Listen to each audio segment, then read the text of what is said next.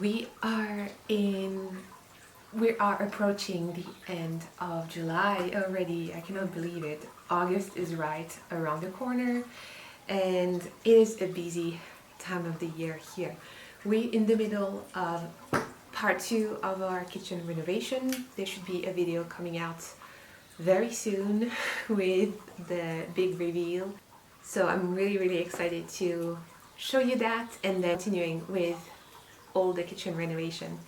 But today I thought that because I thought that they would be done by the weekend, but at least they showed up.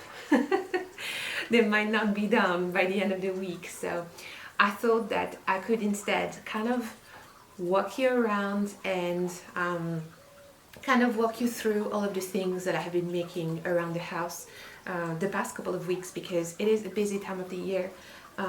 We are harvesting, we are preserving, canning, dehydrating.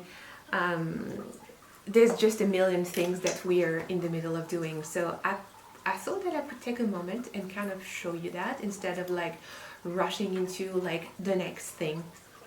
So I started with tomatoes. So last year I checked my journal and we started harvesting tomatoes in August, which means that we're kind of early this year.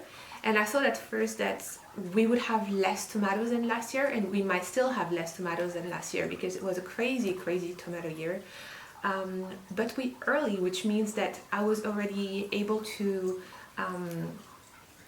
transform some of the tomatoes that we had. So I know that if you're in the States, you do probably eat a lot of Mexican food. Here in France, it's not a thing. Here in France, it's not really a thing. And because my husband is part of a Baltic and Slavic heritage, one of the things that he grew up with is called adjika. And it is like a sweet and sour and spicy, so it's probably like similar in some ways to salsa.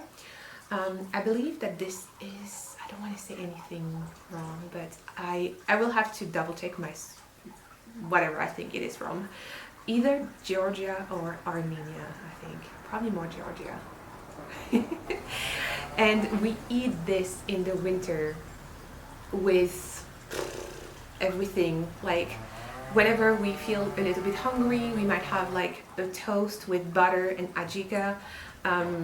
We literally put it everything. It's divine on white fish, on some meat. It just like enhances pretty much every dish. So we've used Edgar's grandmother's garlic. I don't know if you can see behind me. I was supposed to save most of it for, you know, growing it again, but it's just so delicious. The cloves are just like big like this, and at first I thought it was Leffen garlic. So I don't know which variety of hardneck garlic that is. I asked Edgar to ask his grandmother, so I can be aware of the variety that we're growing. But we haven't bought anything to make adjika apart from the bell peppers, and the price for bell peppers is just absolutely insane right now. I don't know about in your part of the world, but the price for organic bell pepper right now in my part of the world is about €6, between 6 and 7 euros a kilo. So a kilo of bell pepper is like maybe 3 of them. And for that recipe, we needed about, I think, 20% of the amount of tomatoes that we had. So we ended up spending about, in total, $10 for the bell pepper, which is not too bad, because pretty much everything else, if not everything else, I don't remember exactly, is from the garden. So I'm gonna show you the pantry / larder a little bit later as well. I forgot to mention that in the first part of the kitchen renovation, what we ended up doing with the kitchen in terms of storage, because the room is very long but narrow and we have very limited storage, especially since we brought down the upper cabinets. And storing food in here in jars is okay in the winter, but when it comes to like veggies and squashes, we would have rodent issues, mice issues. So we ended up going to IKEA and getting that very long shelving unit that we have turned into a larder. So all of the bottom part section is dedicated to, you know, storing food. So we have large bags, brown paper bags with potatoes, some that we have harvested, some from our local farmers, and now I'm slowly filling up the shelves with homemade things that I have canned. So Edgar actually took care of the adjika. He used his other grandmother's recipe. She was probably the most amazing chef I've ever met. Her food was exquisite. I have like vivid memories of mushrooms that we went like foraging in the forest somewhere, and we brought them back, and she was not very pleased because they were full of sand, and she was the one processing everything. So we gave her like extra work because we were not cautious enough to remove the sand before bringing it to her.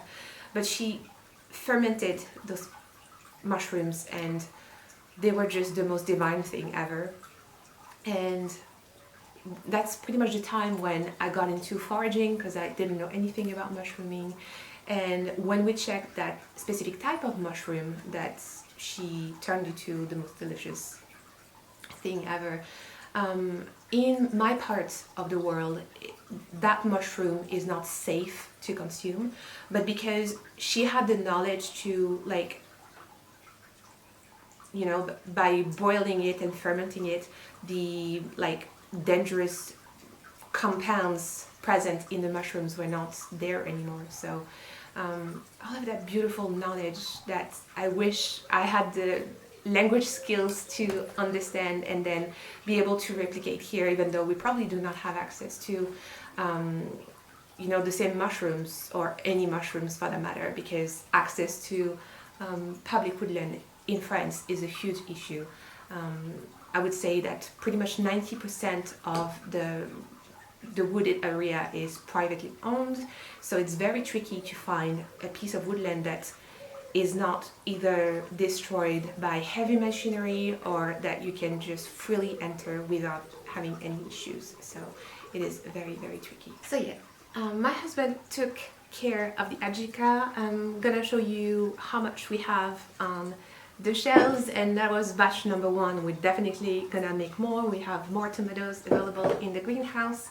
So I thought of making some kind of ratatouille that I could can for the winter, so then I have more time to knit and not cook like 3 meals a day in the middle of winter.